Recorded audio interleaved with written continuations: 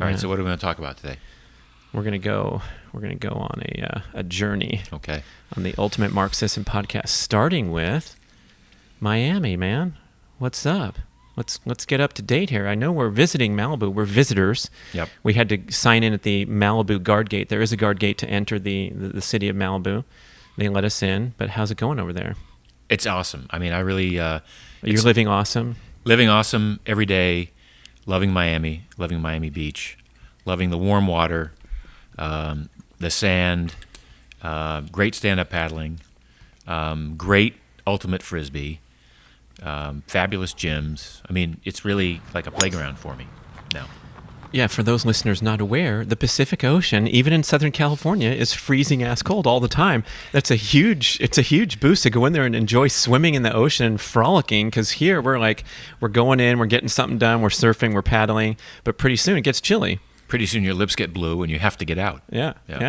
So the paddling is in the still water somewhere? Well, I mean, you can go on the ocean side for sure certain days, but I've just found these inland waterways that are they're big. They're bigger than canals, but they sort of interconnect throughout the other side of Miami Beach, and fabulous homes and fabulous boats and the occasional manatee.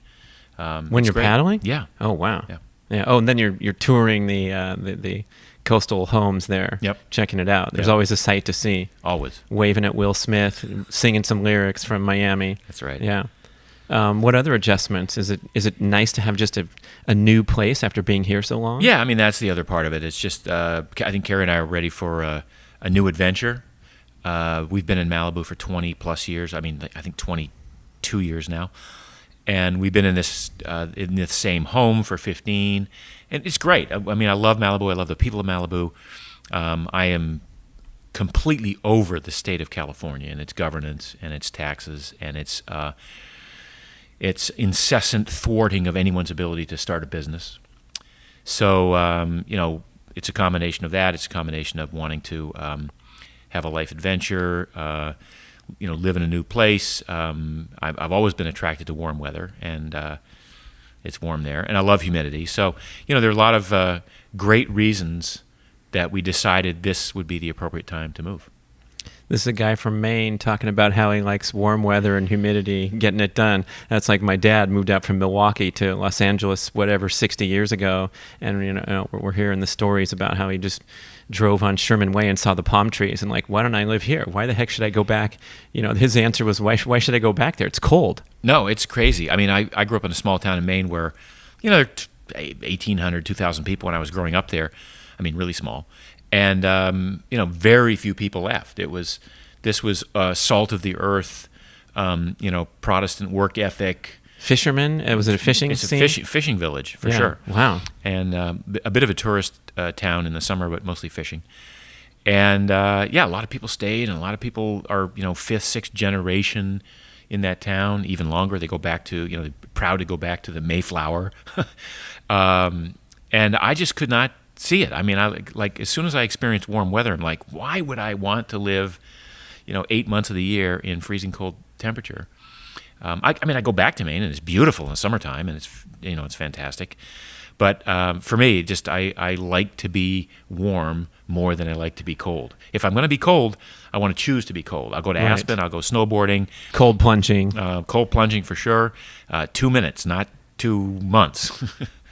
So how old were you when you were growing up in Maine, seeing a bigger picture that maybe you weren't going to stay there forever and maybe warm was better than cold? Well, I mean, my parents got tired of the cold in Maine one year when I was in third grade, and they moved to Florida for the school year. I was in third grade, and wow, how cool! They just bailed and said, "Hey, we're going to third grade down at They didn't sell Miami-Dade Intermediate." They didn't sell a house, and we moved to Sarasota. But they didn't sell a house. They just in Maine. They just purchased another one in Sarasota. And when I say purchased another one, I mean I remember what they paid. They paid $13,000 for it. But after a year there, it just didn't seem. They didn't like it, and so we went back to Maine. And but I was already enamored of the warm weather, and the house that we had in Sarasota was sort of bordering on the eastern range of what had yet to be developed. So in my backyard were rattlesnakes and the occasional alligator coming up from Philippi Creek, and certainly a lot of tortoises or turtles and things like that. And it was like a jungle. And in third grade, I thought I was Tarzan. So it was perfect for me. I'd be out in the backyard playing, hanging out, swinging through the bamboo shoots and racing through the tall grass and trying to avoid the wild animals. Well, then you got hauled back to Maine and stuck it out there through the school years.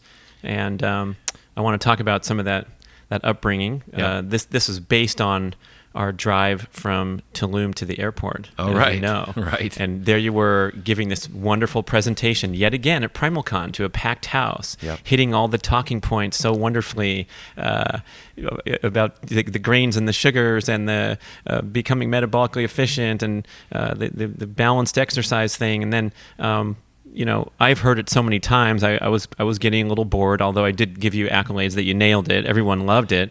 And then we're driving to the airport, and we just wound you up and got you going on some of these other things. I'm like, dude, that's an awesome talk. We are doing that next time. And we did get into that at the next PrimalCon in Oxnard. I teed you up with some background information because I think people would be interested, and it sort of informs how you got to this point now. So one part I remember was the Outward Bound month or a few weeks on the island, and then a championship race at the end. Yeah. So, so let's pick it up from third grade. So we go back to Maine, and I'm kind of like... there's Mark. Hey, you look tan, Mark. No, back to the snow and the wet. And then I've always been very entrepreneurial. So starting from the ages of 12, 13, 14, I was mowing lawns 40 hours a week in the summer, ages of 12 and 13. Then when I was 14, I had a job in the daytime painting houses, and at nighttime I bussed tables at a restaurant. At 14? Yeah. And I remember I couldn't, the painting houses was fine, but I couldn't get a work permit. I had to wait till I was truly 14 to get a work permit to be able to work in a restaurant to bus tables. And eventually I waited tables. But I was always interested in being and participating in the economy, shall we say. Whether it was entrepreneurial or not, I wanted to participate in the economy. I wanted to have my own money so I could buy my own stuff and feel like I was, not dependent on my parents for permission to do stuff. And then when I was in high school, I was a freshman in high school. I was too small to play football, basketball, baseball. I was still pretty strong because I could shovel snow like nobody's business. But I chose to run to school and run to and from school because it was faster than taking the bus. So as a freshman in high school, I was doing this jogging to get to and from school, and I was, because I was fairly smart for my age, I got placed out of some of my normal classes, and the net effect of that was I was put into an all-senior phys ed class. So now here I am, this scrawny little guy in a senior phys ed class with, people that just wanting to, it was the age of bullying. So I got mercilessly, towel whipped and I had to do multiple push-ups every day, and got all sorts of purple nurples and all the things that kids did. And it was kind of a miserable time for me. Well, spring track rolled around, and I decided to go out for spring track. And because I'd been running so much, I found myself entering the mile and the 2 mile and the pole vault. I had learned how to pole vault because my dad had been a pole vaulter, and I taught myself how to pole vault in my backyard with a bamboo pole. So I would enter these track meets, these high school track meets, and I would be like I'd usually win the mile and the 2 mile, and sometimes place freshman? As a freshman. Oh. So that gave me a tremendous amount of credibility, locally anyway. Yeah, with the chicks. Not so much. Not really. Not with not so much. Marky, very strong with the boys in gym. Yeah. So anyway, but I'd had enough of that. By the end of my sophomore year, I'd had enough of it. My parents were getting ready to get divorced, and so I just decided I would apply to a prep school, and so I applied to a number of prep schools in New England. I got into Exeter, the Phillips Exeter Academy, so I wound up going to Exeter the last 2 years. So this is at your own behest. You applied to, Yeah. I mean, one of the most prestigious prep schools in the country. Yeah. You just said, oh, what the heck? I'll just head there. Yeah. And I, it was the situation in Maine had kind of become not untenable, but I was just like bored, and I needed more, more excitement in my life, I guess. So anyway, I enrolled at Exeter my junior and senior years of high school. So the junior year, I show up at Exeter, and I had a running background now, and I'd been doing reasonably well in track and field events in my local small town. So he's got swagger. He's coming in, yeah. I'm undefeated in the mile, 2 mile. What do you got? What do you got? And well, we have the Kennedys, the Rockefellers, and some highly recruited prep runners from wherever. Pretty much. So we had 5 guys who could jump 13.6 in the pole vault. And this is back in 68, 69. With, not the fiberglass bending poles. Oh, yeah. You're sacrificing. Early fiberglass poles, yeah. And then, and I would, but I got put on the JV B squad for cross country, and I was, I through the first season there, I got a little bit better, and I got moved up to, eventually I made sort of varsity, but at the low end of the varsity squad. Anyway, that summer between junior and senior years, I did this program called Outward Bound, and it's an amazing program. To this day, it was probably one of the single most pivotal moments of my life, and it was a 28-day experience on an island off the coast of Maine, on Hurricane Island. Is this voluntary, or was it part of the Phillips thing? No, it was voluntary. Again, it was one of these things I was looking for. This guy's going for looking for adventure. Yeah. Head out on the highway, and again, 28 days of just amazing. It's based around these open, what they call pulling boats, but sailboats, 30-foot sailboats, 12 people per boat. That was your crew. Those are your homies for 28 days. You had to get along. You had to organize. Lots of rock climbing, lots of ropes courses, lots of water experiences. I mean, I could do a whole show on how cool it was. And for a kid who was looking for adventure, this was pretty amazing. And it was also interesting to see city kids who got sort of forced to go do Outward Bound. What are you here for? Hated the whole thing, right? I'm here for dealing. What are you here for? I'm here voluntarily. Every day was like fabulous as far as I'm concerned. And sometimes they were literally almost life-threatening days.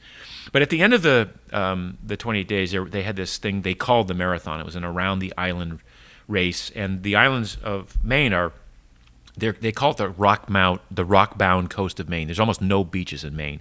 It's all just littered with huge boulders and rocks. There's very little sand. And so this race was around the perimeter of the island, a lot of which took place on these boulders. So it was literally jumping from boulder to boulder to boulder for 7 miles. No trail, just get around the island. A little bit of trail once in a while, but not much. And I wound up winning that race, and I think the time that I ran held for a couple of years as the record of it.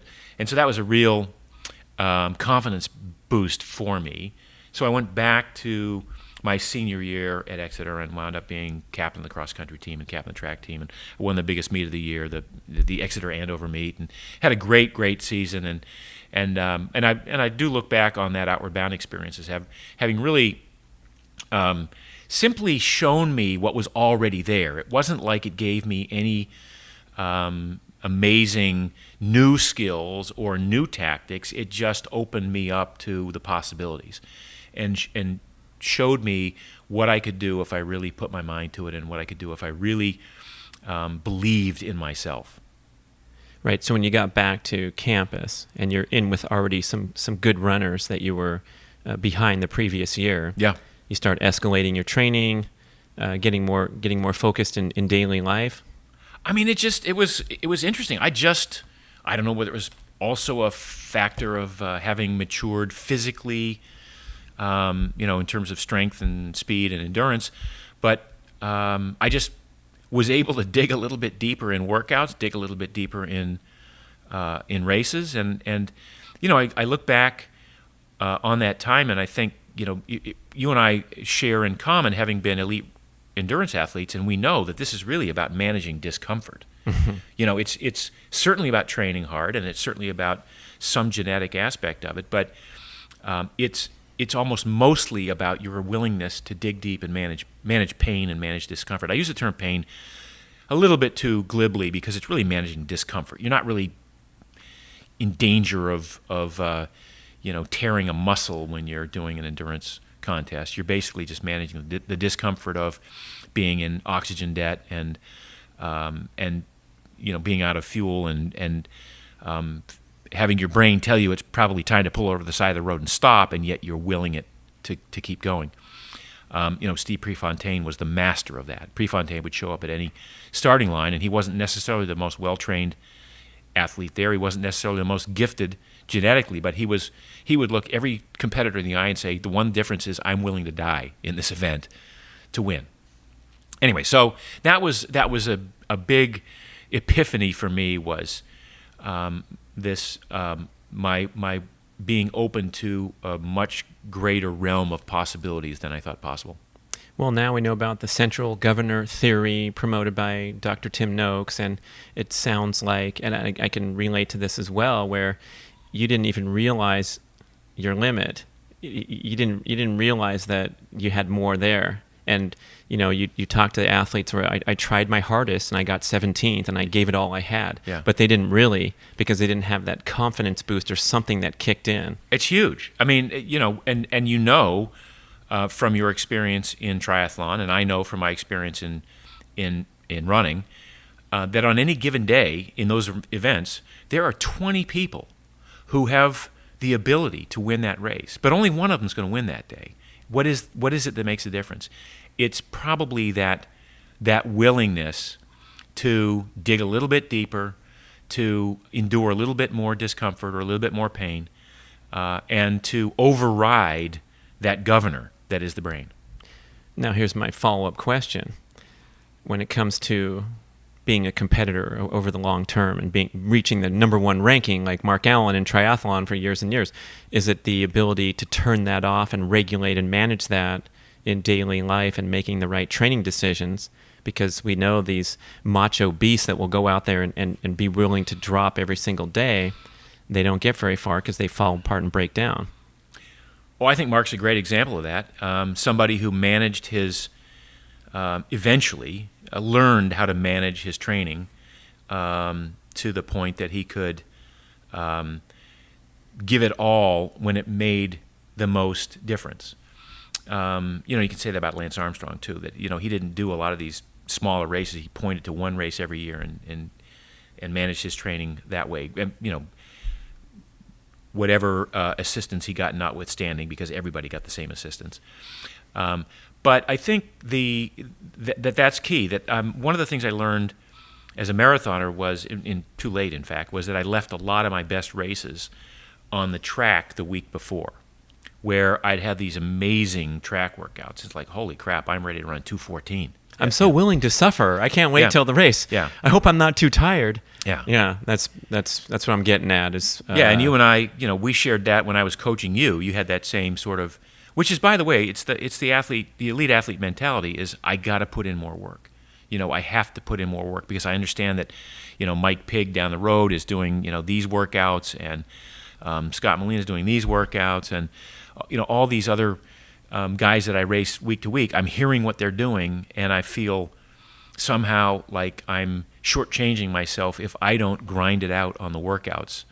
And there is that erroneous belief that will then manifest itself in a better race performance.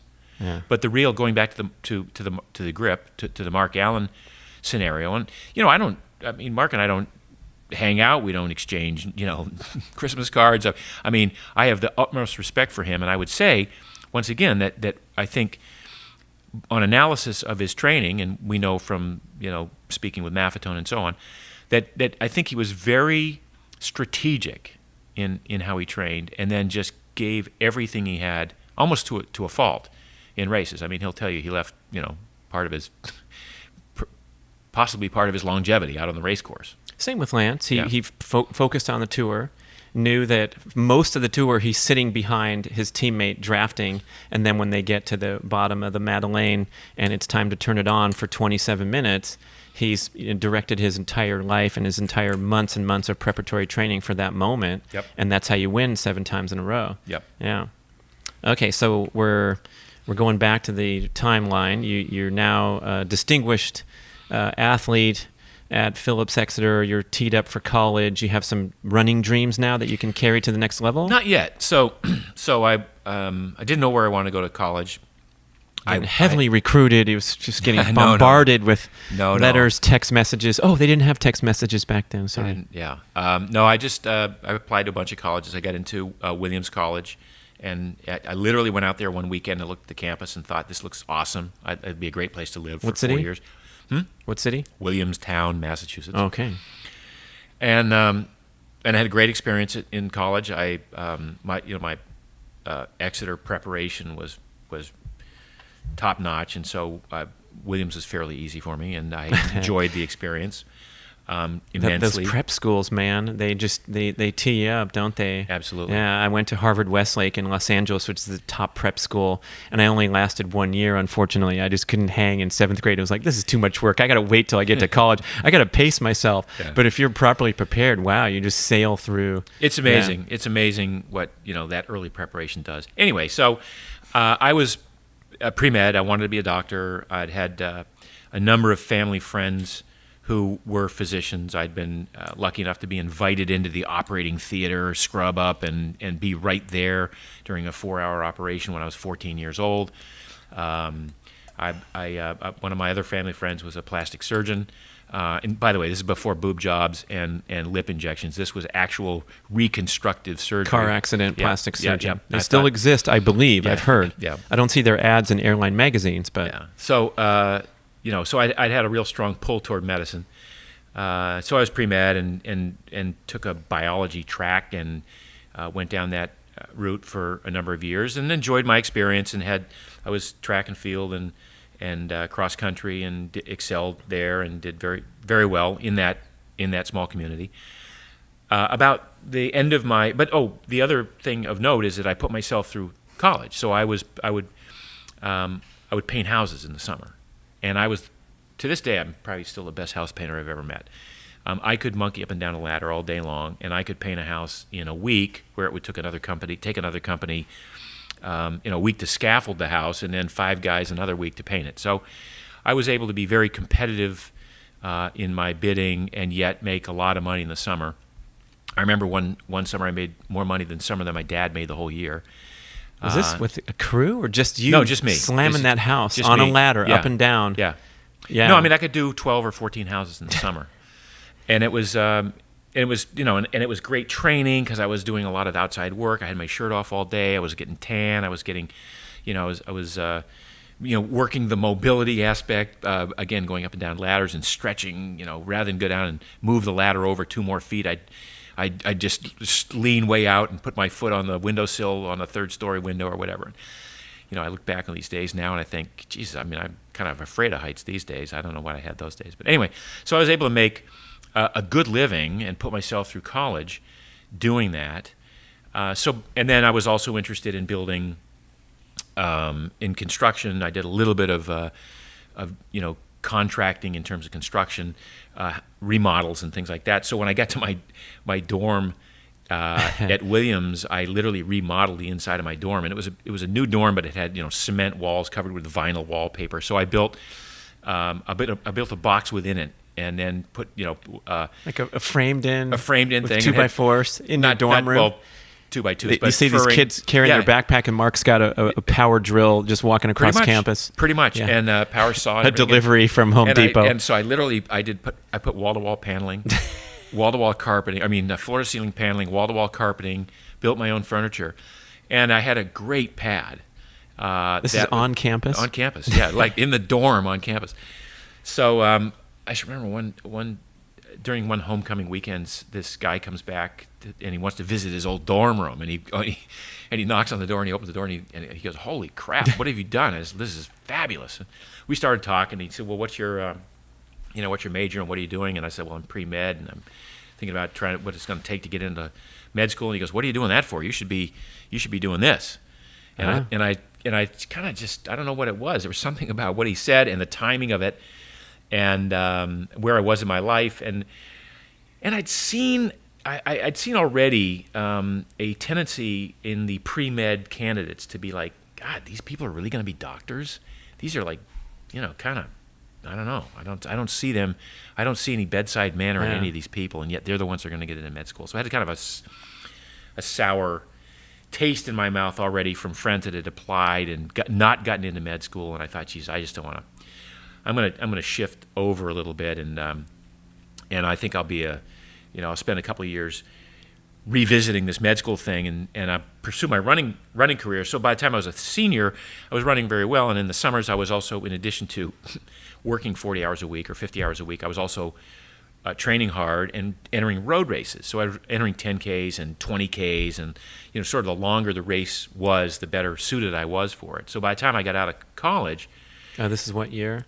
75. Yeah, so right now is the boom with Frank Shorter. It was amazing. Kicking it off with the gold medal in 72. 72, he won the gold medal. 75, Bill Rogers wins Boston in 2:09:55. 76, hot weather. Shorter, gets a silver in Montreal, and then Alberto Salazar comes on the scene in the late 70s, and Alberto is a high school phenom who is now, winning the Falmouth Road Race, which is the biggest road race in the country. And so there's this, it becomes the heyday of running. And it's really now, and again, it was sort of this tipping point where the interest in jogging had started with Ken Cooper in 68. So more and more people were jogging. The interest in distance running and heart health and cardiac health and doing cardio training was kind of coming to ahead in the general population, while we were also seeing great runners with Steve Prefontaine, with Frank Shorter, with Bill Rogers. And so running was like really, really big in the late 70s and early 80s. So I just thought, well, I'll take a couple of years. I'll train for the 1980 Olympic trials and try and qualify for the marathon in the Olympic trials, and that'll be my goal in running. And I'll put off medical school and reevaluate that later on, and see. When people put off the stuff like that, it's like when your kid says, "Yeah, I'm going to put off college for a year," and you're like, "No, you're not," because the things unwind easily.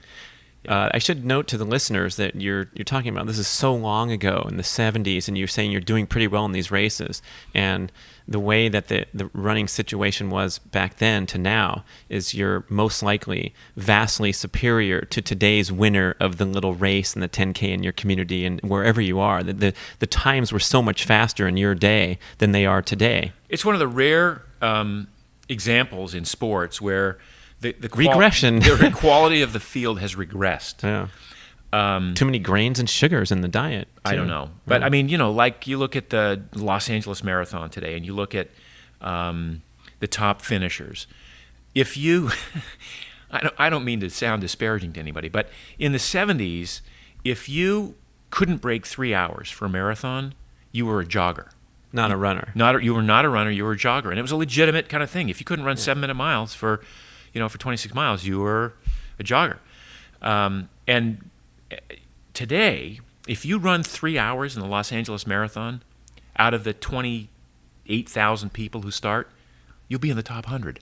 Yeah. It's unbelievable to me. And by the way, of the top 100, the first 15 will be African. They'll probably be East African. So it's crazy. I mean, the times that we ran, I ran 2:28:38 in one of the races up in Oregon. I'll never forget it. It was like, because it was a qualifying time for the Olympic trials. Actually, it might have been 2:21:38. Anyway, and again, in any major race today, that would get fourth or seventh, something like that. Well, in New York City Marathon, which is the huge participation, 50,000.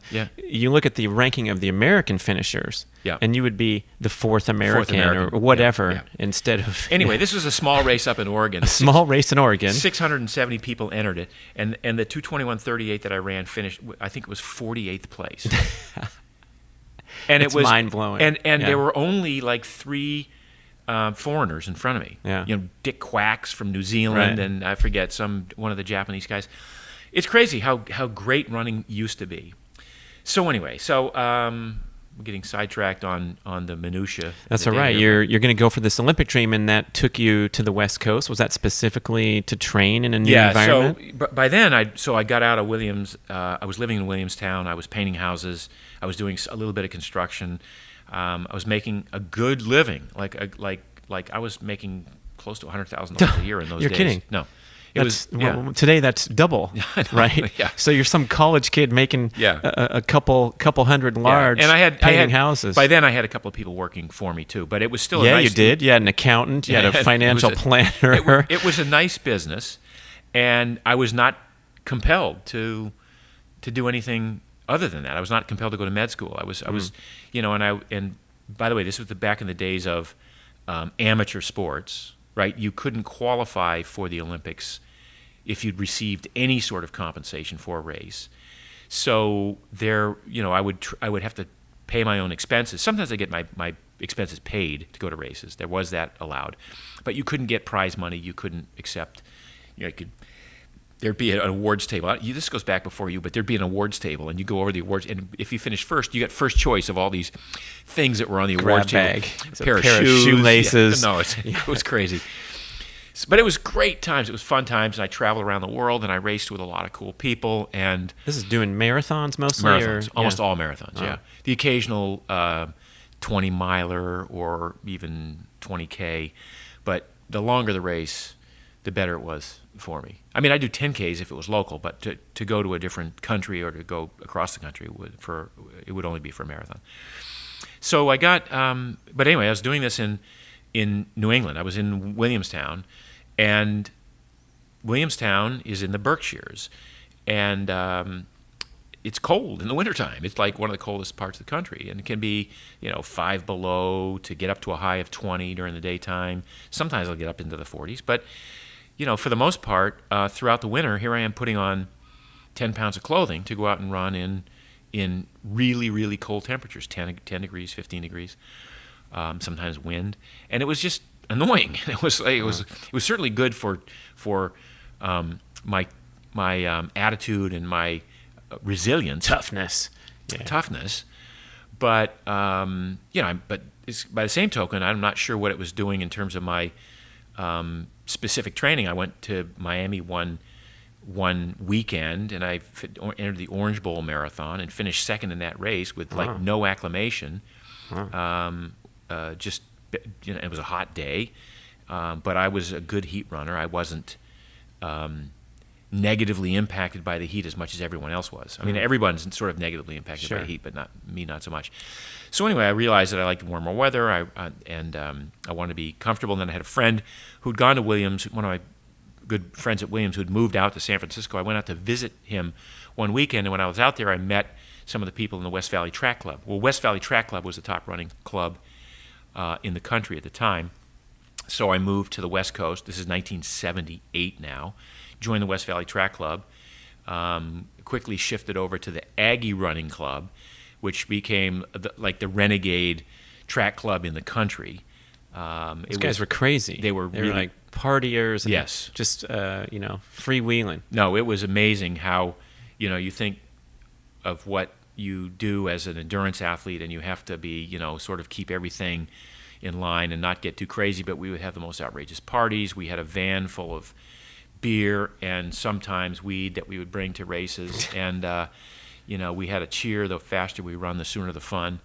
What was the thing they did with the centipede? They had like a costume thing or something. So when Gore-Tex was first invented, Gore-Tex started to sponsor the running community, and they came the Aggies came up with this idea with Gore-Tex to put together a team event where 10 people would be linked with sort of this Gore-Tex parka, for lack of a better term, that you put over your head, and it would go around your neck, but there'd be about a foot between you and the person in front of you, maybe 2 feet, and then another foot, and it would have to be 10 people long. So it'd be this 10-person long link, and then you'd race as a team that way. So clearly you were only as fast as your slowest person. And you're racing against other 10-person centipedes, like Yeah. a division. Yeah, I mean, Yeah. and it started at the Beta Breakers in the late 70s, and it was within a few short years there was 200 teams that would race in the centipede division. Yeah, That's 2,000 runners just yeah, stuck together. Yeah. Some and of them, I forget whether there's 6 runners or 10. I think it was 10. Yeah, It was 10. Centipede. Yeah. Yep. And so we would, our team would typically take that. Because even with your stuck together, you guys are. I mean, it's a very competitive thing. It was a big deal. Oh, we and would you beat guys the- are running like Yeah. 5-minute miles or something No, crazy. for instance, we would beat the first woman, and the first woman in those days was, yeah. would be like a Mickey Gorman or a Hansen, Yeah. It was like serious business. Yeah. But yeah, that was one of the crazy, little events that we participated in. But we had 10 guys qualify for the Olympic trials On the team? On the team, yeah, Wow. in 1980. Wow. So it was a pretty a great team, and then one of our illustrious early founders, Angel Martinez, went on to become president of Reebok, and then went on to Rockport Shoes and a number of other things. Very successful businessman, and he's a guy he was a third hire at Reebok. Was selling shoes out of a van. So we had some. And then Peanut Harms, who was the sort of manager of the team, was the coach of one of the African teams for one Olympic Games, and yeah, it was great times. It was that was real camaraderie, because we weren't doing it for the money, we were doing it because we were trying to, I guess we were doing it for the accolades. Yeah, but you're training extremely hard at the same time and have this intense competitive drive. I guess the overpowering goal is to get to this Olympic marathon trial starting line. Yep. And so at some point coming up to the 1980 trials, Jimmy Carter got on TV, gave some bad news to athletes in this country. Yeah, said we were going to boycott the games. And that was devastating for a lot of people. I have to tell you, though, that by then, while I had qualified, I'd met sort of my life goal to qualify for the Olympic trials. That's the point at which I had so trashed my body from training and had become so inflamed from the diet and from all the other aspects of my life that were centered around this singular goal, that my training had dropped from 110 miles a week and 120 sometimes to 40 miles a week. I literally couldn't walk for an hour in the morning because of the arthritis in my feet. I had severe tendonitis in my hip, a hip flexor issue that would not resolve. And so I literally elected I didn't even compete in the Olympic trials. I couldn't toe the starting line of that race. So you're a young guy still. What are you, 26 years old in the Olympic trials date? Yeah, Something? 27, yeah. And so you gave it all you had for, 3 or 4 or 5 years after college? Yep. And then just ground to a halt? Well, I was not going to let that, that one injury keep me from pursuing the endorphin rush that I'd been chasing every day. And this is one of the things that you start to realize as an endurance athlete is that there's more to this than just your willingness to go out and hammer it hard every day. There is a real physiological addiction that happens to a lot of us who are in this endurance realm, and you create endorphins, natural painkillers and natural opiates that attach to receptor sites and give you pleasure. And when people talk about the runner's high, it's a real thing. And so you wind up chasing that high for better or for worse on a daily basis. So here I am. I've shut down the running. I can't do the running anymore. I pick up a bike and I start riding a bike because I need some outlet for my desire to put myself through some amount of discomfort every day. And I meet this guy, Ian Jackson, who was a big wave rider in Hawaii and who'd done a bunch of ultramarathons and was now doing this big race in Hawaii called the Ironman. And hey, Mark, you should do the Ironman with me. And I'm like, you are crazy. There's no frickin' way I'm doing that. That's ridiculous. Why would anybody choose? Next thing you know, I'm training with Ian. And Is it the Bay Area? It's the Bay Area, yep. This is in Palo Alto, Menlo Park, Woodside, Portola Valley. Great training grounds. And he says, and so I enter the race, and I go in February of '81 was the first one that I entered, and it was the first one on the Big Island on Kona. I meet the likes of Bob Babbitt and a bunch of the guys that we know now to be the sort of the old guard, the old salt of the race. John Howard shows up, hoping to convert his cycling fame into another sport. But I'd never done a triathlon when I showed up at the line of... Never done any triathlon? No. Not the Splash and Dash Palo Alto YMCA? No. Probably didn't have it? No. So I didn't know what I was getting into. I had not been a swimmer. In fact, as you know, to this day, I'm probably one of the worst swimmers that ever entered the sport of triathlon. But I, slogged my way through the yardage in the pool and got myself to the starting line. And I finished 24th in that first event. And at the end of it, I thought, this is, I did it, and I'd like to come back and see if I can do better. So for the next year, I did a couple of other triathlons, and I learned a little bit more about swimming, and was able to, take some time off my swim. But I wound up anyway. I went over to Kona and finished 4th. But the story is, I came out of the water in 95th, rode my way up to 15th, ran my way up to 3rd place. So it was Scott Tinley, Dave Scott, and me, and then Jeff Tinley was behind me. But in those days, they wanted you to drink so much fluid. Like, I drank probably 30 bottles of fluid because they were afraid you were going to die from. Yeah. They weighed you to make sure. They weighed you in '81. They weighed you to make sure you hadn't lost a certain percent of your body weight, and if you had, they pulled you out of the race because they were still afraid people were going to die doing this event. So anyway, I'd run my way up into 3rd, but then I drank so much liquid that I had to pull over to the side of the road and piss. And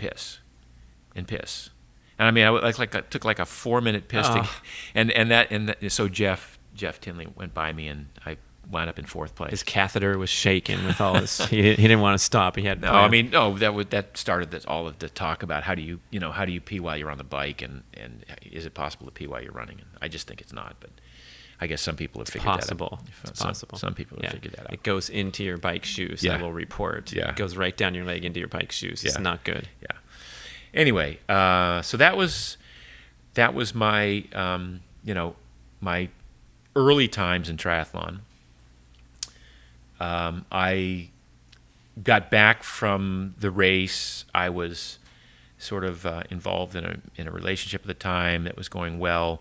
My friend who I'd gone out to California to visit and now had become a potential partner of mine in a business, and so I just sort of said, I'll retire from this endurance competition thing. That'll be it, and I'll just start really grinding away on the entrepreneurial side. Yeah, you're not leaving any money on the table. No, unfortunately, because today you probably would have got more swim lessons and had a longer career. Still wouldn't be leaving much on the table.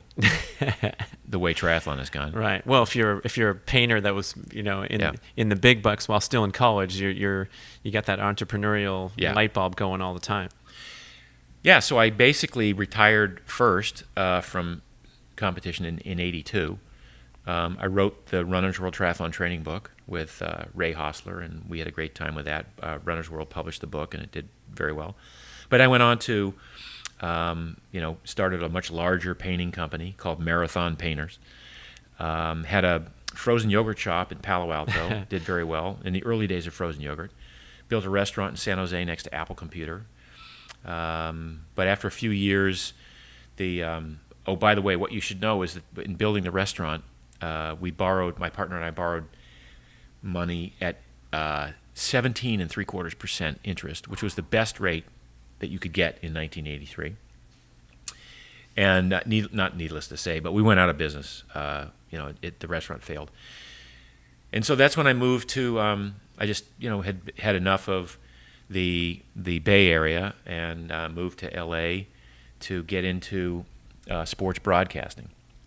Out of nowhere? Or you dabbled or something? No, I just, I'd done a little bit of modeling. I'd done some, a little bit of acting classes and things like that. And I just decided I wanted to change, and I was interested in commentating, and so I came to LA to become a sports broadcaster and found an agent.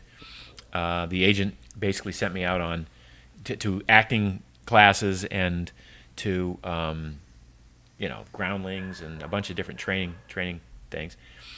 And the next thing you know, I'm going out on auditions for roles in television and commercials, and Is your game for all this? Well, I out guess. Of nowhere? I mean, if that was what was going to get me to my goal. Yeah. So I got into that acting scene for about 2 years, but then I just thought to myself, this is not what I came here to be. I didn't care. I don't want to be somebody else. I want to be myself.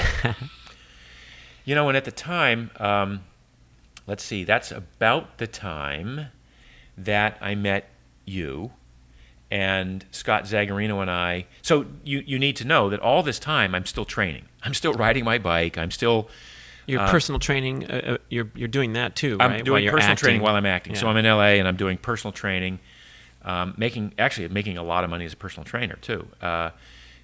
Sort of on the strength of my Ironman, fourth place Ironman finish, whatever. I mean, it was just enough. There were enough people that wanted to train for that race that were willing to pay a lot of money for me to go on bike rides with them and go on runs with them. It's not whatever in this town because 78% of the trainers are posing as someone they're not, and then there's a real athlete who's actually a trainer. You're going to rise to the top quickly. Yeah, so that was fun, and I made a lot of money doing that. And but it was very time consuming, and then that sort of because I was still involved in triathlon, coaching people, and I'd had this experience writing a book, and I was sort of known in the triathlon world.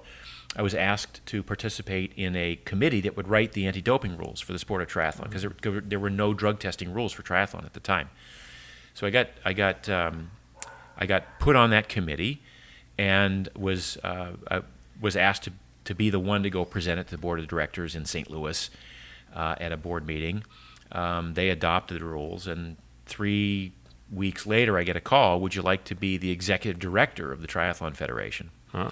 I guess you had a good presentation.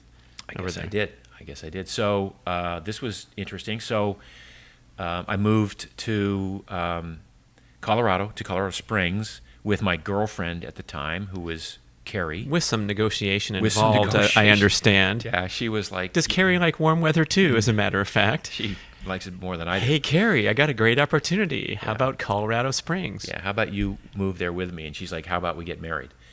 So anyway... Donde me anilla? J-Lo song, Donde me anilla? Where's the ring? She sang it to A.Rod. Yeah.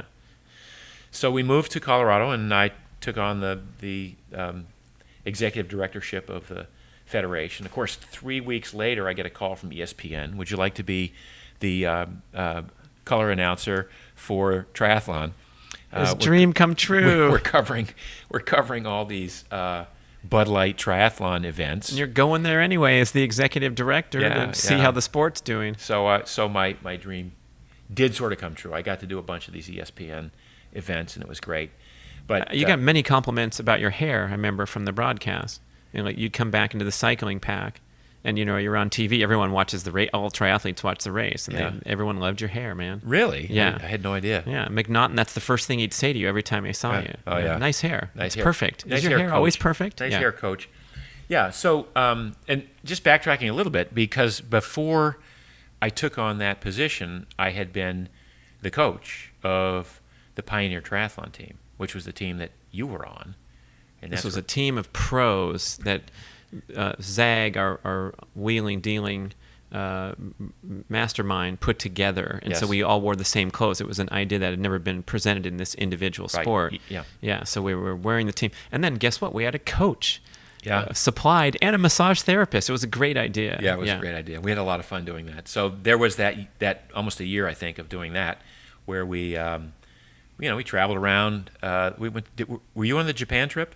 No. Okay, so we took the team to Japan. We did St. Croix. St. Croix was awesome. Roxanne, I'll never forget that. And we had a great just a great year of just traveling around and good camaraderie, and it was some of the best memories of the sport of triathlon. But so anyway, back to.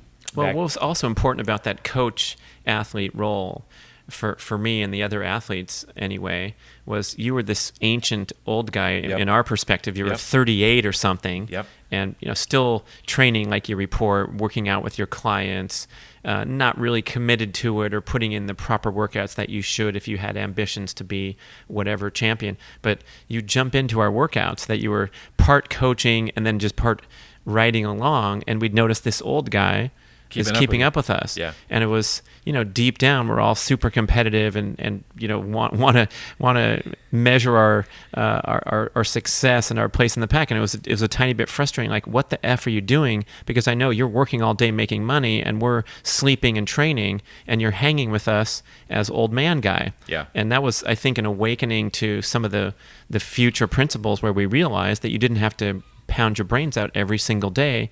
You could still maintain a high level of fitness. Didn't you go to the World Championships in the duathlon? One of those years? I was 38, and by then I was just a hobby runner. I was probably doing 10 miles a week of running and just a hobby, yeah. 50 miles a week of cycling, but I finished 11th overall. I think it was, won my age group by a lot. And, I think I ran 34:50 for the 10K and had a great ride, and then ran 35:10 for the second 10K or something like that. It was a good showing, if I do say so myself. But it was based on, like we talk about in the Primal Blueprint, it's based on a strong aerobic base that arose from very low level activity, not training in the black hole every single day. And the difference was you guys were just inclined to half wheel each other every single ride. Half wheel means? It means I'm not going to let you get ahead of me, so I'm going to be a half wheel ahead of you. Even if we're sitting together chatting side by side. Even if we're sitting together side by side, exactly. So there was always that competition. And of course, in Southern California, not even Southern California, if you were in Boulder, if you were in San Diego, there was always the Tuesday ride, the Wednesday run, the Thursday swim, all of these different things, and they were all competitive. They were always competitive. So it's tough to take that time off and just not participate in those because they're so enticing to get in with the crowd and go out and have a group ride or a group run. Yeah, I guess the endorphins are coming. Yeah. And then you're also selecting this population that's highly driven and highly motivated. You told Jason Wakab on the Mind Body Green podcast that you identified this sociopathic mindset when you were an endurance athlete, that you had this compulsion to suffer and to just push and explain that. Is that a necessary quality, or is that something that if you had in hindsight you would have done the whole thing differently and had more alcohol and weed and less mileage? No. You have to have that. That's again, it's it's why a lot of athletes are assholes. It's you have to have that single-mindedness of purpose. You have to be, you have to have an ego strong enough to believe in yourself at all costs sometimes. There are a lot of aspects of being an elite athlete that make you somewhat sociopathic. And if you try to be,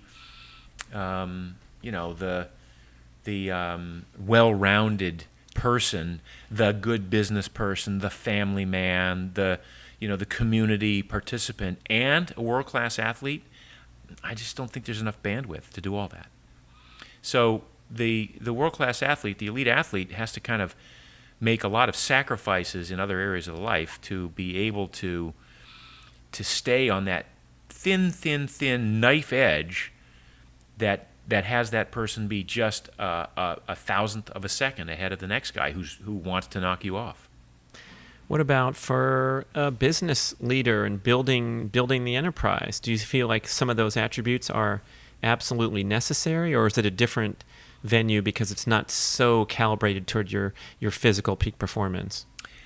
Yeah, I think it's a different venue. I used to think they were the same, and I used to think that there are certainly some attributes of work ethic and belief in oneself that cross over, but I think a truly successful business is a team sport, not an individual sport. A truly successful business, like if I'm building a team in sports, and I'm trying to compete with other people, I don't want people who are better than I am to be on my team. But if I'm putting together a business, I want to find the best possible people. I love this saying that if you're the smartest guy in the room, you're in the wrong room. And my business success has only come from hiring exceptional people who are driven, who understand the philosophy, who buy into it, who are have good work ethic, and who are smarter than I, in these particular areas for which I hired them. Well, what I've learned also from you and being on the business journey together is that you have that ability to be an intense competitor and tough and direct and demanding and all those things, but then you can also, you're adhering to this motto of living awesome, where the stuff at some point rolls off your back and you're able to enjoy your life. And I have we're going to get into some of these, my top secret notes that no one's ever seen of Sisson's life-changing insights for me. Mm-hmm. And one of them was, this is the punchline, hey man, it's just a fucking book. Yeah. And I went away from that lunch at Marmalade with, an epiphany that we can get so deep into this and try so hard and be so competitive and driven and all these things that it has the ability to throw you off and hamper your enjoyment, even if you are successful. And we see the celebrities and the athletes that have train wreck lives because they haven't figured out that, they got to get over themselves, even though they're the number one person. And you've always had a pretty good balance there, or presented a pretty good balance. And I know you're pretty well, but I know, like in recent times, it's been battleground, and it's been tough just to keep your life balanced and positive attitude. No, I've had one of the toughest years ever in business, and with the failure of the Primal Kitchen restaurants, it's been devastating. It's been a huge hit, but you have to. I mean, I take everything on balance, and I've got a food company that's one of the fastest growing companies in the country right now, and so on balance, everything's awesome, right? Well, I mean, to that point, you have this entrepreneurial mindset starting at age 12, where I was going to interrupt you, but I try not to, where you said you wanted to do things without your parents' approval and all that, and I'm envisioning, like, you're buying another lawnmower instead of, going like a regular kid to the fair and buying some cotton candy. Yeah. So is this sort of a innate genetic attribute that you're just wired this way, and you can take these incredible risks and experience these highs and lows that your next door neighbor who's had a stable, steady professional career would never dream of throwing money at a restaurant whim, nor a kitchen startup? Yeah. Is it genetic? Is it learned? Maybe a little bit of both. I think it starts with genetics, but I think growing up again in a small town in Maine where we didn't have much money, nobody did in that town. There was a strong work ethic, so I wasn't the only 12-year-old kid working in the summer. Every one of my friends, it's like some of them went out and they had their own lobster boats and would pull traps at 12 and 13 years old. Wow. Yeah, I mean it was crazy, but that's literally what you did. But having said that, I think I'm as risk averse as anybody. I like to think of myself as fairly risk averse, but I take. Is that why you had 3 monitors going in your office when I came visit you 15 years ago? What the F is this, Mark? Why do you need so many computers? I'd never seen a day trader's platform there. Yeah. So really, you're not messing with me? No, I'm not messing with you. I'm fairly risk averse, which is why the day trading thing didn't last that long. I thought I had an angle, and I probably did, but I wasn't willing to stare at a level 2 screen for 8 hours a day, just to find 3 times during the day when it was appropriate to enter or exit the market. No, I mean I take calculated risks, but there's still risks. I mean, I'm willing to take a risk. That's what an entrepreneur does. An entrepreneur is willing to take risk, willing to risk capital or time in order to achieve what that person thinks is, an outcome, a product, a service, or something that will benefit the marketplace and contribute to the economy in a way that is meaningful. So I don't think I'm I have this particular, risky gene. I'm in fact probably quite the opposite. But in business, you just sort of look at the data and you say, on balance, this is something that looks like a good idea. I'm willing to invest time or money or whatever in it, and prove the model and see if it works. And if it does, great, I'll scale it. If it doesn't, I'll move on to the next thing. Well, another on the list of life-changing insights is invest in yourself. Yep. And that one seems to make so much sense because you can touch and feel the stuff that you're doing. Whereas if you buy Apple stock right now, some people think it's going to grow and continue to, but you can't touch any of that. But it seems like that's been your pattern, is you've always invested and reinvested in stuff that you not only believed in, or you talk about your Primal Kitchen products, you make products that you want to consume yourself, that you feel like you need for your salads. Yep. And that seems to have been, by and large, pretty successful. Yeah, it's been very successful mindset. It's a successful mindset, yeah.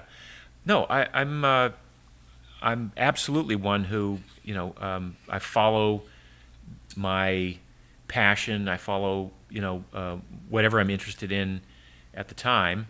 But I'm always, I think this idea to invest in yourself is one in which, if you just look at simple things like investing in an education, I would tell young people today, if you don't think that you know what you want to do, and you want to, go to a liberal arts college and take poli-sci, take a poli-sci major and spend $120,000 of your parents' dollars for what? You have no idea what that's going to be. That's fine. You could do that, but if you don't have the money, go to a trade school, learn a trade. I mean, I've got, I see now that a builder can make $100,000, $150,000 a year, like a carpenter, right? They can't find anybody to do it because nobody's willing to undertake physical labor anymore. Really? Is there a shortage of there's a shortage of skilled laborers in the building industry.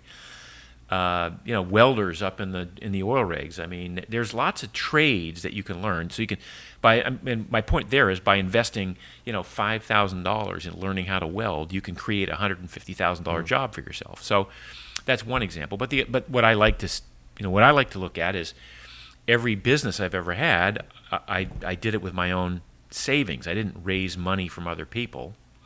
I could have, and that's a legitimate way of doing it. But for the most part, I invested in myself. I believed in myself enough to start a business and to believe in it and grow it and hire the right kind of people and make the investments that I was willing to forego profit, shall we say, from one year to the next, and reinvest the profit to grow the business at a higher rate than say taking profits at the end of every year and investing in the stock market, where I would cross my fingers and hope that I made 6% or 7% a year. I mean, that's a risky strategy, because most experts would say, hey, take some of this money off the table and put it into income fund or something. Yeah, well, so that's maybe where I'm a little bit more or less risk averse. Is I've always felt like the stock market is a fool's game, and you're not investing in the economy when you invest in the stock market. You're buying a piece of paper that represents fractional ownership of the company, and you're buying it from somebody else who has nothing to do with the company. So the money that you spend to buy the stock does not go to the company unless it's an IPO. You're just trading pieces of paper, and you're just hoping you can sell it to somebody else, what we call a greater fool, at a higher level in a year or two or three. That's not participating in the economy the way I like to. So I like to grow businesses. I'm an angel investor, so money that I invest in a startup company, that money gets used to hire people and to do R&D and to rent buildings and to build widgets and things like that. It's actually participating in the company. And hey, what's a widget? It's a fictional product. It doesn't matter what movie. Yeah. Life of Brian, I don't know. Rodney Dangerfield, Okay. Back to School. Okay. Yeah. Yeah, well, you said it with a British accent. So That was thinking the Monty teacher, the Python. professor. Oh, yeah.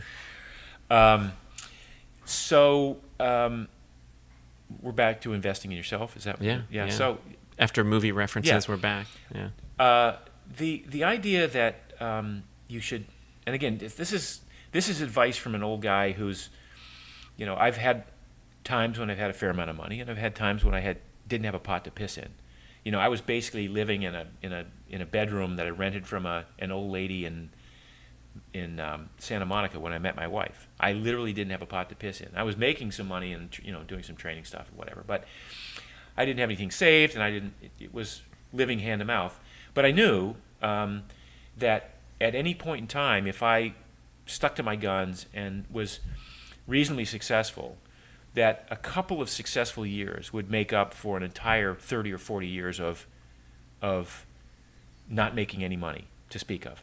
Now, let me be clear on that.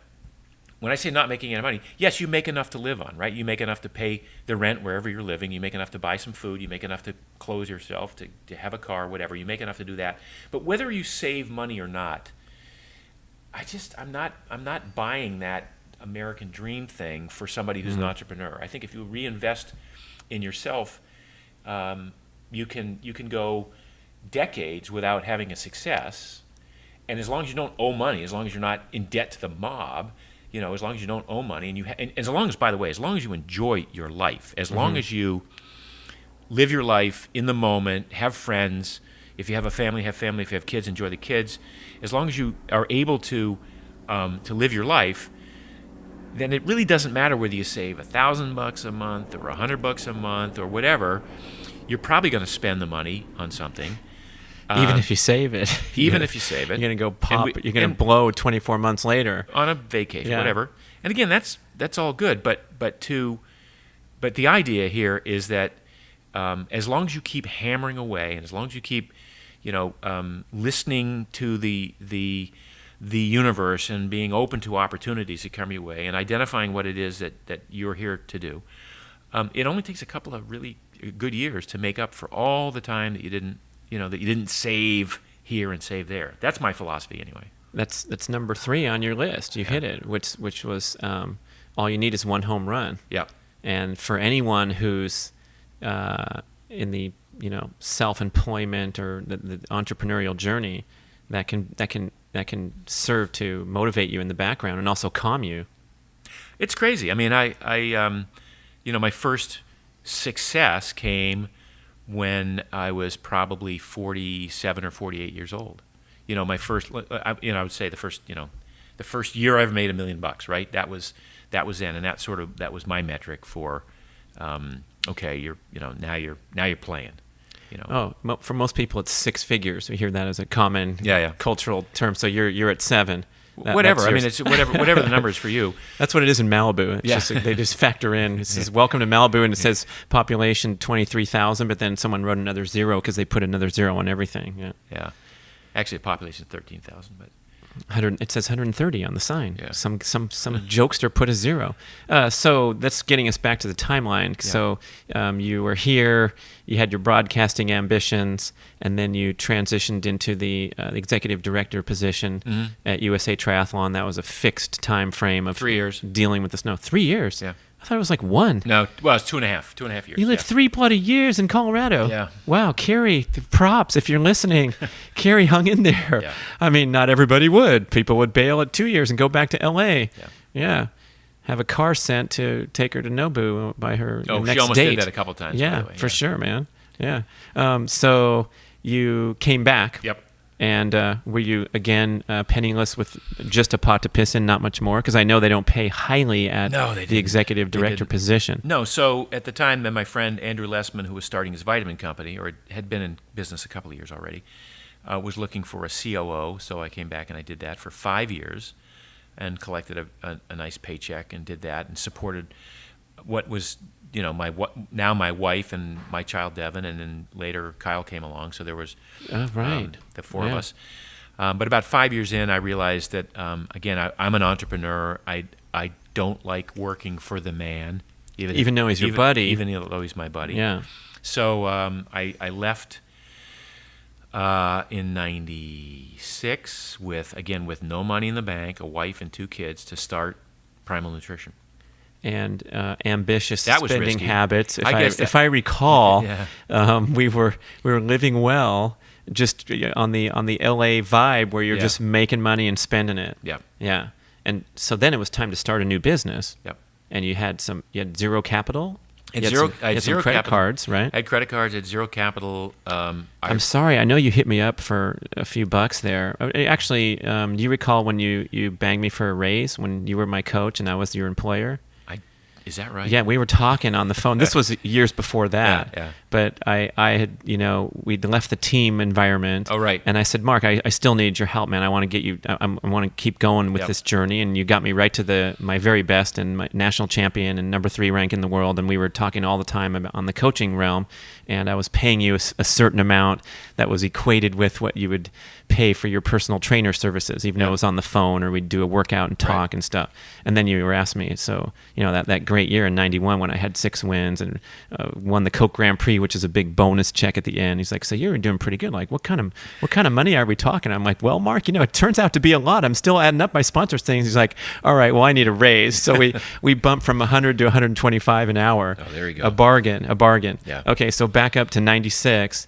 You're amicably partying with Andrew. He's got a great business going. Yep. But it's time to do your own thing. Yep.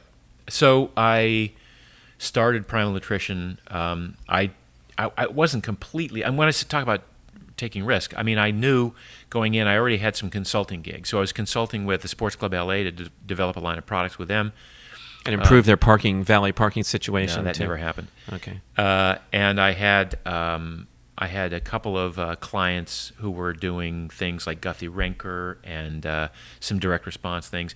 So during my 5 years at the Winning Combination, which was basically a vitamin supplement company, I developed a real skill for designing product. So now I was basically a supplement designer, so I would be able to create these products that I could for other people on behalf of other people and help them with their marketing and their packaging. So I had an income in terms of consulting fees while I was creating my own product. So I created my own product, and it was called Primal Nutrition, and I had 5 products. They were specific formulas. One was called Extreme Focus. I had Extreme Liver Repair. I had Extreme Sexual Performance. Not that. Oh, no, sorry. Yeah. I had Extreme Anti-Inflammatory, a bunch of other, like 5 products. And very, very early in the process, realized that I would just combine them all into one master formula. So I created this product called Damage Control Master Formula. And it was a 12 capsule a day super supplement. Around that time, I'd met somebody at an advertising agency who had a radio show in Texas on health, and he asked me to come out to Dallas and be on his radio show. This guy named Doug Kaufman. He's become a very good friend of mine. And so I go out to Dallas. I do this radio show. I talk about my Damage Control Master Formula, and I do so very sort of offhandedly. Oh, by the way, I have this great formula that just a combination of all the best vitamins, minerals, antioxidants, phytonutrients that you could get in one comprehensive formula. And business started to take off. So it was a radio show, not a TV? So it started out as a radio show. So just a radio? First couple of visits was radio. You flew out there to sit in the radio studio? Yeah, Oh. it was crazy. Live? And then, or like it was live. No, it was live. Wow. It was live. So then, and by the way, because there wasn't internet, you really couldn't do, a remote other than on the phone, and it wasn't really even on a cell phone. Yeah. So one day I go out there and he says, "Oh, by the way, I've got this gig over at a TV station. The station or the network is called Family Net, and it was a sort of a Christian faith and family broadcasting cobbled together network of about 80 small stations around the country. That fits well with your monkey values. Yeah, exactly. And so I think there were probably 35 million homes that had access to this particular network at the time. So he says, "Well, I've got a guest spot on a show that's on Family Net. The host, I love this. Her name was Karen Hayter, and it was a show on love." And people, they're called, their I names know. and their birth numbers. Yeah. So anyway, so I go out and Doug does his show and it's live. It's a call-in show. It's live, and we have a great response. And I'm not talking about vitamins. I'm talking about training and diet and nutrition. And Doug's one of the early guys who's sort of an anti-grain guy. And we're chatting back and forth about this. And oh, by the way, Mark's got these great vitamins. You should call in and get them. And this, again, before the internet, this was how you bought, was through pick up the phone and call now. And I had a call center that I had hired to take the calls. And I come home at the end of the show and I got 150 calls. For this product, it was $129 a month. So, and by the way, it's at $129 a month. It is an exceptional value. And I know you know the product. It's been around for 22 years now. It's probably still the single best high potency multivitamin, multimineral in the world. And anyway, so at the end of that week, I come back and Doug says, geez, I got this opportunity now. I can take over. She's going to retire. Say goodbye to the haters. Well, and I'm gonna take over the show. Would you like to be a sponsor? And I said, hell yeah. So I'll sponsor. So that became this beginning of a beautiful friendship that lasted for 6 or 7 years, where I would go out to Dallas every 2 weeks, and I'd do one live show and one recorded show. So I was on every week with Doug, and I would sell a crap load of products, and it was fantastic. And the company grew like literally 6-7% a month for a couple of years. It was incredible. And this is a small operation where you're contracting with a manufacturing facility to make this product to your custom specifications. They're sending it over here to Malibu. Yeah, I had 2 employees. You had 2 employees. Haji employees. Baby was one of them? No, Haji wasn't an employee yet. I had Elliot, who top sales guy. Right. He'll get you on the phone. And then I had a girl who was sort of the receptionist and keeping the books. Elliot was the salesperson. And that was it, the 3 of us. And I'd literally pick and pack myself, or I'd have the salesperson, the gal who was the receptionist, pick and pack at the end of the day. And it was crazy. And I was doing millions of dollars in business in those days, and at a very high margin, and very successful. Well, in 2004, this is 8 years into it. Yeah, just the bottom fell out. You're adjusting to your lifestyle. Right. Bought a home in Malibu, much more than I could afford. In 2004,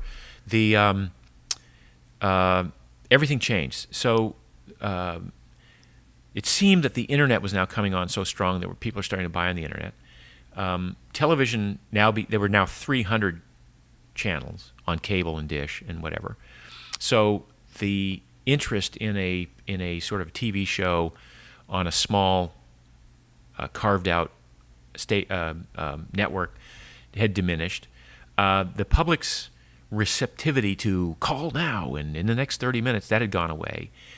And I was like losing business left and right. And then Doug was having the same experience, so of course he had no choice but to raise my rates. And so I was losing money on a regular basis. So we parted ways, and I spent a year thinking, I can do this. I can do a TV show. So I hired a producer, I hired a director, and I hired a script writer, and I shot 52 half-hour episodes of a TV show called Responsible Health. We had a set. I had a co-host. I had guests, at least 2 guests every show come in, and so over the course of several months, we shot these 52 half-hour episodes, and then I paid to broadcast them on Travel Channel. Did you sneak into the junior college TV studio to do these at night or something like that? No, but it was with Golden West College, which was they have a studio where one of the local PBS stations broadcasts out of, and I was able to do a deal with them where I could pay for their entire studio for an entire day, including 3-camera shoot, cameramen, control room, and all that stuff. And we would shoot, some days we would shoot 8 shows in a day. Just back to back. The guests are like coming in, sharing the parking pass. Absolutely. It was crazy, and it was so cool. And the shows are great. I mean, if I do say so myself, the shows turned out fabulous, and I was the sponsor of the shows, and Right. it was shot as if it was going to be a syndicated show on health, because I did want to do a syndicated show. But about 3 months into airing them, I looked at my bank account and I thought, Jesus, I'm down $1 million on this. And on the TV production of your own. It's Yeah. a huge endeavor. Yeah. Wow. And I'm out, and I'm not making any money, and I'm down $1 million, and this isn't a scalable model, and I had to pull the plug. Where are they airing? Travel Channel. So And that was the big money. Travel Channel. No, well, I was paying, I think, $7,000. Don't tell anybody now, but $7,000 a half hour per day every day. You just for months and months. Looking at that, Plus the cost of looking at that bank account, plus the cost of producing the TV, the actual shooting it. Right.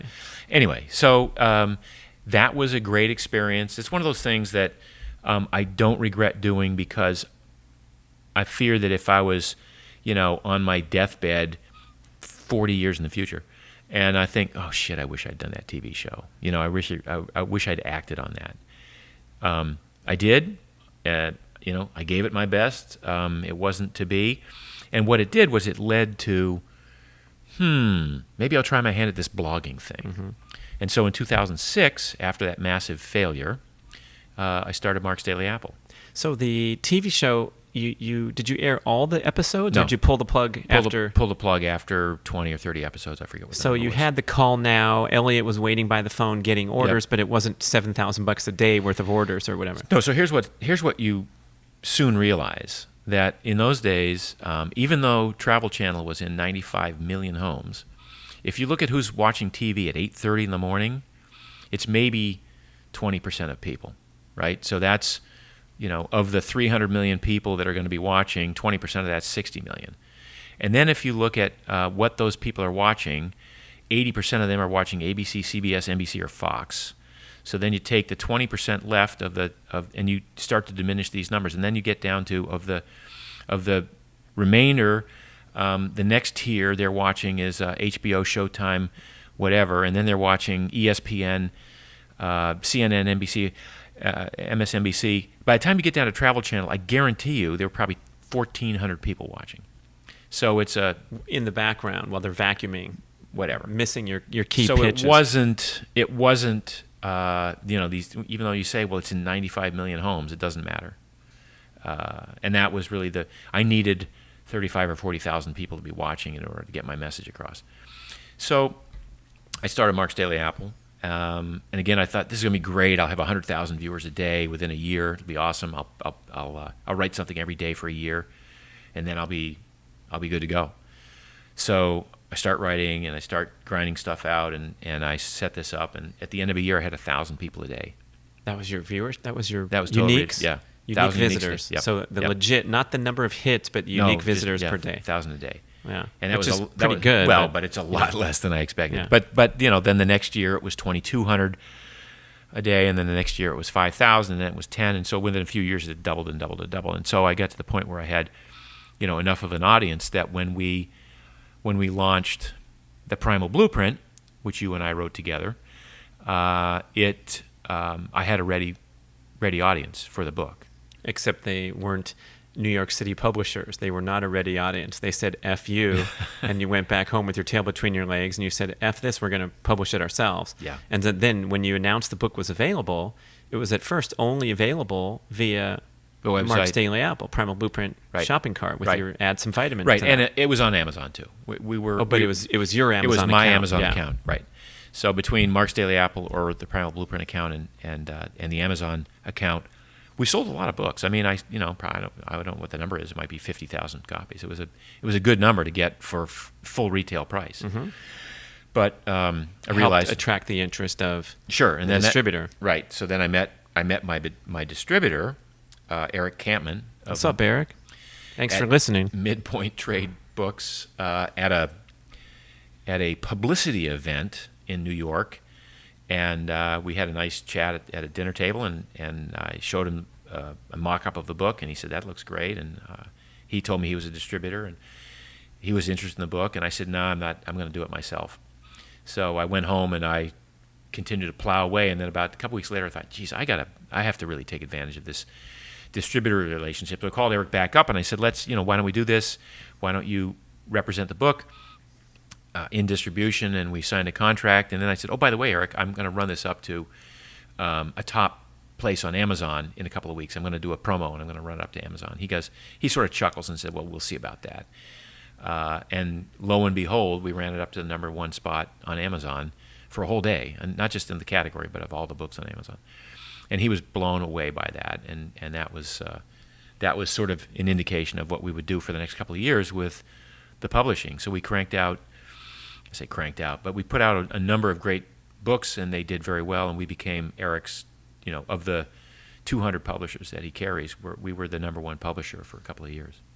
So now the Mark's Daily Apple is getting lauded as the top resource for this burgeoning movement of primal and paleo. The space is getting filled up with other experts and leaders, but you're riding this wave, and the books are cranking out, and then you started to branch out into. You had the kitchen idea come up at some point. Not yet. So now I'm thinking still in terms of supplements. Like I want people to be buying my supplements. Oh yes, and by the way, so when you started Mark's Daily Apple, it was incredibly soft sell. It was just a tiny little mention in text, not even any logo. So it was really meant to be an editorial site, I guess, to build a platform, and then at some point down the road, were you going to ask for a sale, or what was your mindset there? Well, the mindset was you had to be very careful of the FTC regulations about combining health information with supplements, and I was very mindful of that. So it was a very low key soft sell. And by then we had books as part of the business. We were doing seminars. We were doing PrimalCon events. We were trying different ways to get this information out there. And each of those became its own revenue stream, which was nice for the company. But the supplement thing wasn't really catching on the way I had hoped. And truth be told, my writing on a regular basis about this ancestral way of living sort of was antithetical to supplementing with some of these things. So here I am talking about real food and making your own sauces and making your own dressings and all of this minimalist DIY lifestyle, and then advertising the world's highest potency, full spectrum multivitamin, multimineral, antioxidant, phytonutrient over on the other side of the page. So there was a little bit of a disconnect. We still did well, but there was a bit of a disconnect.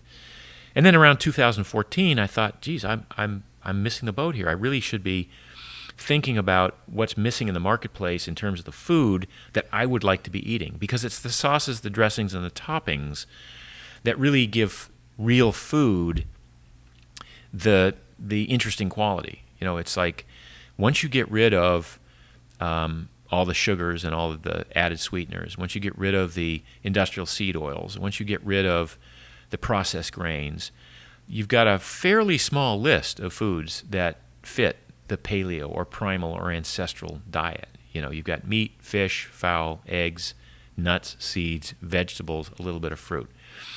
There's probably 5 kinds of meat you're going to eat next year. Lamb, pork, beef, turkey, chicken. There's Wild Idea buffalo, maybe some of the good stuff. Yeah. Name me 17 vegetables you'll eat. And of those 17, you'll have 3 of them 80% of the time. So what makes the difference is how you prepare them. The sauces, the dressings, the toppings, the herbs, the spices, the methods of preparation. That's what really makes this whole way of eating sustainable. And no one was making great-tasting sauces, great-tasting dressings, great-tasting condiments that you could put on food and feel good about using literally with reckless abandon. So I set about to create this line of product that you could... It's basically what we call food enhancers. These are products that you can add to real food and not only improve the flavor and palatability, but improve the healthfulness of them. So by adding healthy fats to your salad instead of these nasty industrial seed oils, by adding organic eggs and healthy and avocado oil in the form of mayonnaise to your tuna salad or to your potato salad or your egg salad. To be adding an organic, unsweetened, great-tasting ketchup to a burger or to sweet potato fries or whatever. These were the things that we felt were missing from the marketplace, where a increasingly discerning buying public was starting to go, look, we recognize that we're trying to avoid all this crap. Where are the products that fulfill that need? You say this in every book, Mark, about avoiding the vegetable oil. Yeah, what do we eat? And then we go get Paul Newman's red wine and olive oil dressing, and you look on the back, and it's a blend of canola and cottonseed and maybe a little olive. Yeah. Distressing as heck. Yeah. Yeah. Yeah, so that became the impetus for Primal Kitchen, and we launched in February 2015 with just the mayonnaise. I went to my co-packer and I said, this is a real novel product. No one's done anything like this. It's avocado oil-based mayonnaise made with organic eggs and organic vinegar from non-GMO beets, a little bit of sea salt, some rosemary extract. It's 12 ounces, and it's going to be $10. What's the smallest run we can do? Because I'm not sure we're going to be able to sell this. Yeah. And he said, well, the smallest run we can do is 12,000 jars. I'm like, I rolled my eyes like, whoa, crazy. Okay. So we did 12,000 jars, and basically the short story is we sold out in like 10 days through Thrive Market and through our own platform. So we realized we were really onto something that the public was hungering for, no pun intended. And since then, we followed that up with collagen bars and salad dressings and collagen powders. We now have condiments in the form of we have a great tasting ketchup, a mustard. We have barbecue sauces. We have steak sauce. We have like 25 products in the line right now. And it's been a crazy ride that has sort of overwhelmed your life, or at least your business day. This growth of the Primal Kitchen brand, which was just an offshoot of the many other things you've been doing. But that's how it happens. I mean, it's like when I say you have to, if you're an entrepreneur, you have to keep moving forward. You have to keep looking for the next opportunity. And I'm going to tell you that I missed this opportunity probably 4 years earlier. I just kept my myopic tunnel vision on how do I sell supplements? How do I sell supplements? And I literally like completely blinked and missed this opportunity for food. Now, I didn't miss it because I finally hit it, but only until 2014.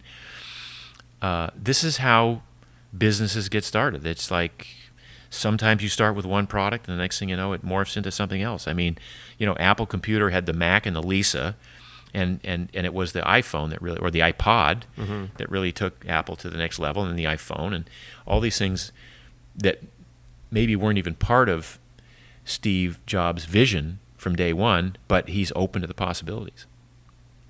And how do you manage this crazy growth? I mean, it seems like the complexity of your daily life from working with you and knowing you closely, and we'd be sweating over how to reword this paragraph on one page of the book, and then getting into these events, which are such a trivial part of this massive business that's growing. How do you manage all that? So I went from 7, 8, 9 employees 4 years ago to 75 now. And I have 7, 8, 9 for the total enterprise. For the total enterprise, the everything shipping we the did, supplements, everything. And the publishing team. The entire company was 7 or 8 or 9 people. Now it's 75. 75. Yeah. You know everybody's name? No. But they know you. Yeah. If you show up in Oxnard, do they bow and stop the production line? No, they know me. But that's because my picture's on every they better know you. On every label. Some guy's like, "Hey, can you sign in, please?" Yeah. You don't know me. Yeah. Okay, you're not paying attention. No, but it's literally hiring the right people, and it's a lesson that I continue. I mean, I learned it a long time ago, but it continues to be reinforced that the success of a business is basically revolves around the quality of employees that you hire and their dedication to the mission and their creativity and their willingness to their loyalty, their willingness to go to the mats for the company. That's really where we've gotten to where we are right now. So now my managing is I basically allocate resources. So I sign checks and I approve expenditures. I love to do the R&D. That's my favorite part of what we do. So I'm in the kitchen concocting something that I think would be a great next product, and then obviously there are other steps before we get to production, but that's how it kind of starts. What about the hires that didn't work out versus the ones that did? What have you learned? Oh yeah, there have been some hires that I thought not just hires, but like business associations where we hired the PR agent that did all for us and took us for a lot of money. No, I mean that's part of the process. That's part of the heartache of being in business. Is sometimes you make mistakes, you just move on, and mistakes in hiring can be costly because you spend a lot of time trying to qualify a potential hiree, and then you spend time training them, and then if it doesn't work out, you've got to, you got to start over again, literally. So, to me, that's the most important part of being successful in business, is the team that you assemble. And I think a lot of venture capitalists and private equity investors would agree that they more than anything they invest in the team than in necessarily the concept or the product. But it seems like a lot of times when these mergers occur, they disregard the team and they take the product and run with it and screw it up. There's that, and that sometimes is an artifact of.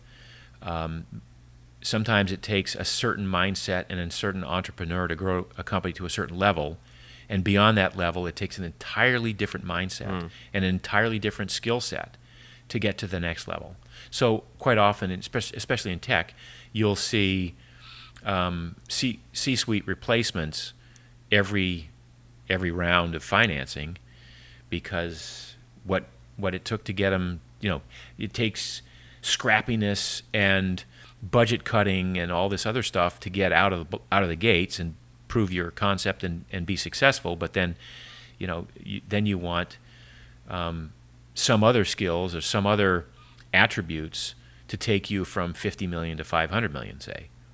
So now you're kind of in this position where you've built this thing with a small team. I mean, 75 is still small. Yeah. And where are we headed in the future? What's your vision? I mean, my vision is no less than I want to be one of the largest food companies in the country. I think we've been given permission because of the 10 years that I spent building the brand before I launched the product. We're already in 9,000 stores across the country. So we're in Kroger and Publix and Safeway. We're in Costco. We're in Whole Foods, Sprouts, Raley's, Wegmans, and many others that I haven't mentioned. We do very well in all those stores. We're in 6 different aisles. We're in the ketchup aisle. We're mustard.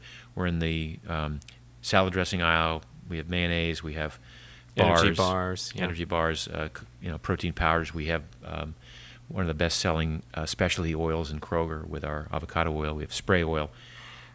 It's crazy, and we're doing well in all of the aisles that we're in because people are understanding that this is about a lifestyle. This is a lifestyle brand. It's not just a salad dressing brand. This is a brand that looks for opportunity to serve the public wherever there is a need to be met because there's a lack of product fulfilling that need. No offense to Best Foods or Paul Newman's or the other crap that we've been consuming without appropriate choice for something that's healthy, but that's your approach, I guess. Yeah. No, we just want to be the best choice in every aisle that we're in. Yeah. Full stop. Yeah.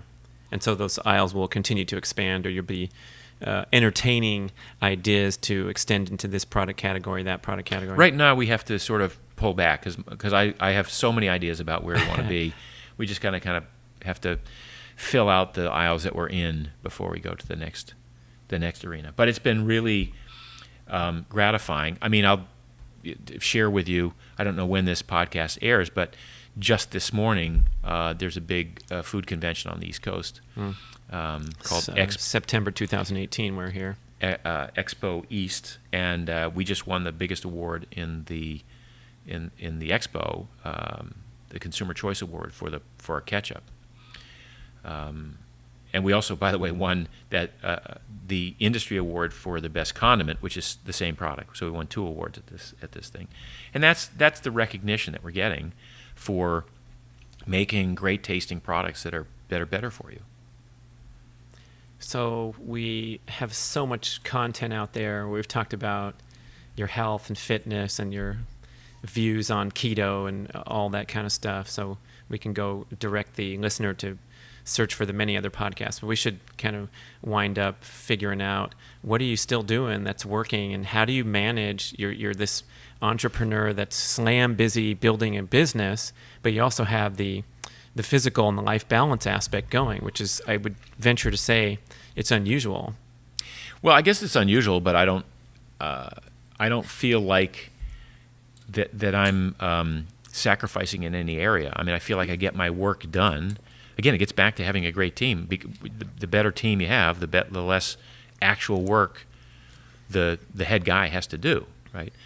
But I will say that all through my my lean years, when I was starting the company, when I left the well-paying job to start from scratch at zero, and I had a wife and 2 kids, the major thing is I still spent time with the family. I still went to my kids' soccer practices. I went to their games.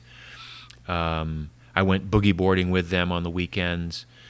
We did a lot of stuff as a family because I recognized early on that the only reason that I'm really doing all this investment in myself and is to make a better life for my family. Well, if I sacrifice 20 years of family life to make money and they're off doing their own thing, that's completely beside the point. And so I've tried to create this balance where I live my life in a way that I certainly have a routine, but I go to the gym, I work out, I go paddle when I can. Sometimes I can't. That's okay. I have a standing ultimate frisbee game at least once a week. Probably the most fun I have all week. Are you saying these Miami guys are as good or at the level of the incredible Malibu game that wore me out and sent me home vowing that I may never go back if I want to focus on speed golf at this point because you just get drilled for 2 hours? Yeah. So Miami's got it, bringing it too. As good or better. How'd you find him? Did you hire these guys? UltimateFrisbee.com or UltimatePickup.com. There's players out there. Yeah. It's amazing. Yeah. And you're probably one of the older gentlemen on the field. I suspect I'm one of the older gentlemen. I don't think there's anybody much older than me. Yeah. So, unfortunately, we're not seeing these values as much as we're seeing the overworked, harried parent that seems to be sacrificing family life if they want to be successful in their careers, or they're putting the brakes on and they're getting the other parts of their life handled. Like they're great at surfing, but they're trying to find the next job. Those are choices. I mean, I can point you to a number of very successful female entrepreneurs who drop their kids off at school, who cook them dinner every night, who tuck them in and run multi-million-dollar businesses. So it's not like it's an impossible task. It's a choice, and it's a time management choice. And it's, I think a lot of times, the concept of I worked till 10 o'clock last night. If you actually look at how much work got done, they were there and they were whatever, but researching or surfing the internet for some whatever. The amount of work that actually gets done is a relatively small amount of work, and if you can do that amount of work in a relatively small amount of time, it frees up time to go to the gym, to have a family life, to have a social life outside. The life of an entrepreneur, you have to be dedicated, and you have to be willing to do some, to put some long hours in once in a while. But I just don't think that it requires this inordinate amount of work and this inordinate amount of time away from pursuing the rest of your life, which is actually the enjoyable part. Well, you've written about how when you're out paddling is when you often get some breakthroughs in thought process, and comes to the problem solving part is facilitated by living that balanced life. Yep. So if you're missing that and you're poor at prioritization because you lack sleep and you're working for too long without physical break, you're losing your time management and your productivity. Yeah, for sure. Yeah. I mean, it's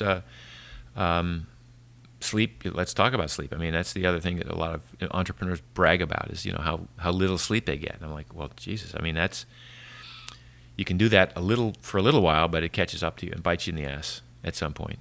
But you're not going to notice because you're not getting enough sleep to notice how unproductive you are. And that's how it happens as well. Yeah. Elon Musk said it's difficult to be useful all the time. It's a challenge. In other words, were you useful today? Were you productive today? And it can get away from us with all this overstimulation. I think hyperconnectivity. I was telling you before we started recording, like my email window is open all day when we're trying to research and work on our next book. Yeah. And I realize it's a problem, but I'm still talking about it. It still happens. It's very frustrating. Well, I mean, that's an interesting point of view or an interesting concept. How do you measure your usefulness in the course of a day. You know, if Musk says it's difficult to be useful during the day, or find those times, it's that might be a metric that somebody would use to say, well, how can I be of use? How can I be of service? How can I, Gary Vaynerchuk says, the only role of a CEO is to put out fires, because if everything's going smoothly, you've done the right hire, right? And so your job is just to handle shit when it comes down. How do you like that? I feel like that's how it is a lot of times too. Like when things are going smoothly, everything's great, and then I don't even have to do anything because I put a machine into place that when it runs well, everything hums along smoothly, and I don't have to do anything. And that's why I can go out and paddle, and I can do whatever I want and not really worry about anything. But when the stuff hits a fan is when it all of a sudden becomes like imperative to get in and make decisions. How much money do we spend on that? How do we fix that? Do we get rid of that? Do we hire a lawyer for this? Do we, all of these sort of one-off decisions that have to be made on the fly. But that's the exciting part about being an entrepreneur. Right. It's that it's as von Clausewitz said about war. It's like long periods of boredom interspersed with brief moments of sheer terror. Not exactly like that as an entrepreneur, but it's ups and downs for sure. What did you learn from the restaurant venture? Wow. Well, a lot of things, but most of them I had already learned before, which is the sad part. Before you went into it, yeah, you mean? You went against your values or I did. It was intuition or something? Went against my intuition. And so number one, go with your gut. My gut was always like, this is probably not a good idea, but you had gut dysfunction going into I got dysfunction. Pick the right partner. That was a big issue for me. Know when to pull the plug. Oh. Know when the this is not going to work, and you have to start unwinding. When was that? You're saying you pulled the plug too late. Yes. I mean, you pulled the plug. I pulled the plug. Yeah. Right. We can't go eat there today.